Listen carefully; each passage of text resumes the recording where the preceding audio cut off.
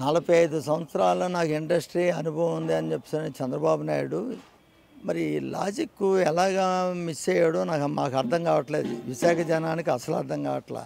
ఎందుకంటే మీ ఇంత 45 సంవత్సరాలు నీకు అనుభవం ఉన్నప్పుడు ప్రభుత్వం నడిపేటట్టు ఏమిటి? ప్రభుత్వ రంగాన్ని నడపాలా? ప్రభుత్వ రంగం నడవలేదు అంటే పని చేయకుండా జీతాలు ఎలా తీసుకుంటారు? తెల్ల ఏనుగులు ఇట్లాంటి పదాలన్నీ వాడడం అని అన్నటువంటిది అతని స్థాయికి తగ్గదు కాదు.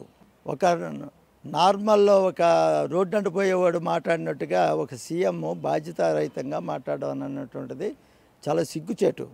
ఇదే గాజువాక ఎమ్మెల్యే పల్లా శ్రీనివాసరావు గారికి నేను మెసేజ్ పెట్టాను. 11,400 కోట్ల రూపాయలు కేంద్ర ప్రభుత్వం రివైవల్ ప్యాకేజ్ కింద ఇచ్చారు, అప్పుల రూపాయన మొత్తాన్ని లాగేసుకున్నారు అన్నటువంటిది ఏదైతే మ్యాటర్ పెట్టారో అది వాస్తవమా కాదా అని నేను అడిగితే, నువ్వు ఎంప్లాయీవా అని అడిగాడు.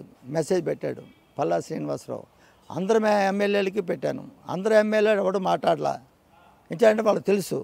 మరి అంత తెలివి తక్కువగా నువ్వు ఎంప్లాయీవా నువ్వు అడుగుతున్నావు అని చెప్పేసానంటే, ఎంప్లాయీ కాకపోతే మీరు చెప్పరా?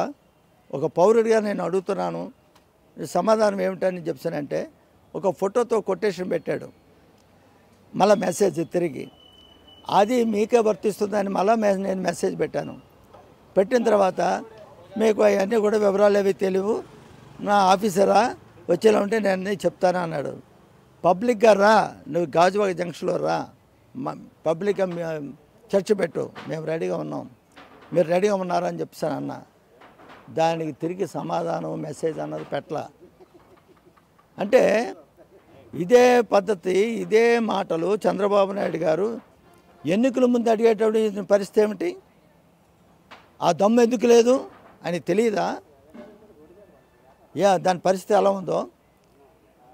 8,000 రూపాయలు ఇచ్చి ఒక టన్ను ఒకటికి ఐరన్ ఓరు స్టీల్ ప్లాంట్ వాడు కొనుక్కున్నాడు. 1000 రూపాయలకే ప్రైవేట్ వాళ్ళకి నువ్వు ఇస్తున్నావు. ఇచ్చేటప్పుడు ఎలా లాభాల్లో ఉంటుంది? అయినా లాభాల్లో ఉన్నటువంటి దాన్ని నష్టాల్లో రావడానికి కారణం అది. మీరు కేంద్ర ప్రభుత్వం పేకను నిలిపేస్తూ ఉంటే, ఊరేస్తూ ఉంటే, రాష్ట్ర ప్రభుత్వం అంటే చేతులు కట్టేస్తుంది.